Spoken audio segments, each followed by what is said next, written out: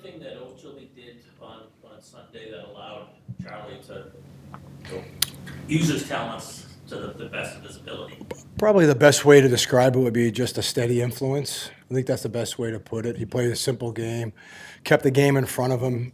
He didn't try to do too much or force too many plays, and was pretty solid defensively. And that's what we're looking for from Osti, especially if he's going to play with Charlie, which it freed Charlie up to be a little bit more.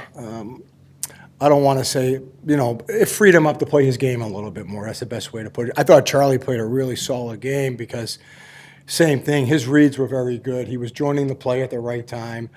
His rush reads were excellent as far as defending the rush, keeping the game in front of him too. So they seemed to feed off each other well that one game last game. You feel like it's been a little bit of an adjustment for Charlie this year because he played so much with Grzelcyk in the past and him being elsewhere, maybe he was feeling it out with other partners? I don't know that. I do know that obviously they played together for a long time.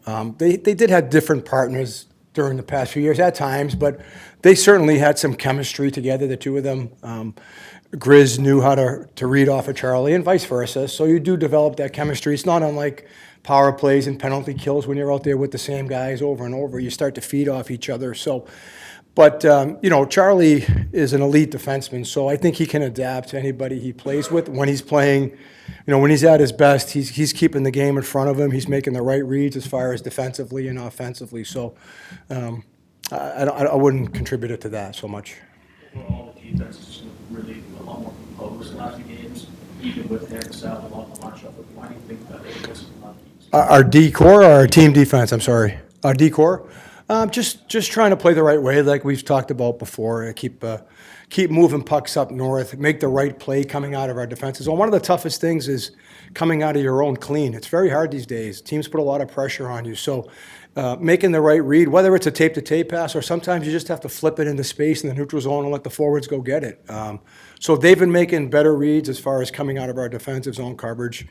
And then I think just, like I said before when I was talking, the rush reads have been better. They're cleaner. We're inside the dots more. Like I even use Ozzy as an example. He was able to kill a few plays at our blue line just because he recovered inside. He created a good lateral gap for himself. So we have to continue to make those type of reads. Certainly makes it easier on our team defense as well. How is a guy like Carlo going to help with all that continuity with him not missing his regular deep partner right now?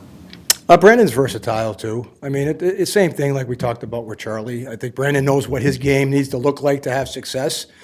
He can't worry about who he's playing with or who he's not playing with. He has a certain formula that makes him successful, and he just sticks to it. He'll be fine. What do you thought about his game when he's been in? Well, I thought last game was just what we expect from Mark. It was a straight up and down game. He managed his shifts well. He didn't overextend them. And he just, he's trying to play physical. He's trying to fill that fourth line role. He's finishing his checks, moving his feet. He's got to, continue to get to the net, just like the third line, so-called third line. I mean, Coyle's line last game with Casti on it. They created a lot of energy. They got to the net on the forecheck. They forced a lot of turnovers. We expect the same thing. Mark has to be able to continue to push that pace for those guys too as well.